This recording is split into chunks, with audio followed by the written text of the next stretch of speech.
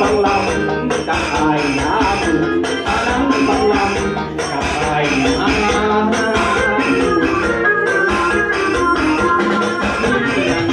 ไม่เพลงบอกเพียง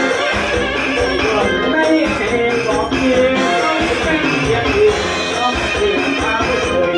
เราเคยมันยกใจหัวเองน้องบังเอิญเมื่อตั้งยืน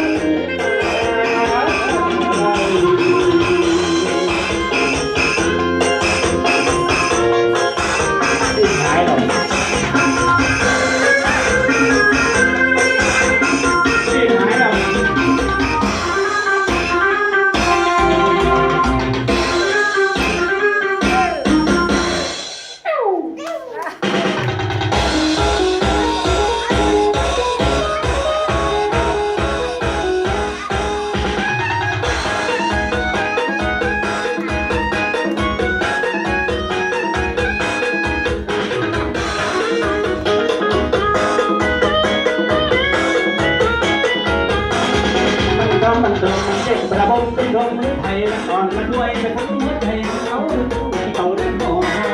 คงไปในงานตั้งประธานให้ถึงการเลือกถึงโคตรคงกระเรียนเด็กเขาเฮละนอนขันน้องที่น้องเป็นฟ้องมาหยอกและแม่ดีเฮ็ดเลือดนอนว่าอยากเล่นข้าไม่บาดใจตั้ง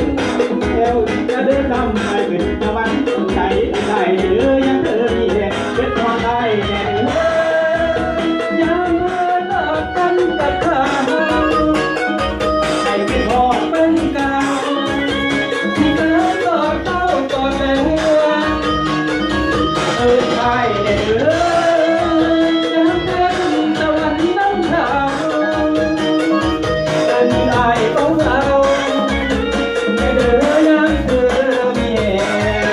จะวางเงินตาละล้อบัลลังก์เขาวังให้น้องแก่บ้านฟังเขาใจเจ้าเลยยังใต้บนหาตาบ่มาบัลลังก์บ่ใหญ่บ่มียังไม่เขาใจตามตรงเขาที่เขามาแต่ง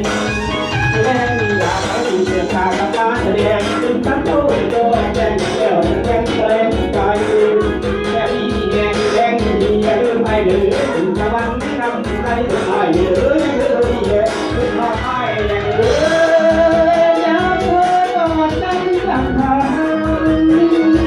ใจที่กอดเป็นใจ